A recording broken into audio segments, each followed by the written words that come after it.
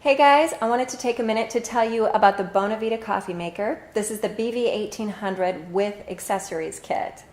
So I've made coffee like every different way. I've made camp coffee, stove coffee, coffee in a really fancy super automatic espresso machine, French press coffee. But this is the first coffee pot I've ever had that had a thermal pot, and it's fantastic. Keeps your coffee hot for a long time. The Bonavita has won the Specialty Coffee Makers Association Award, which is great. It's got great reviews on Amazon.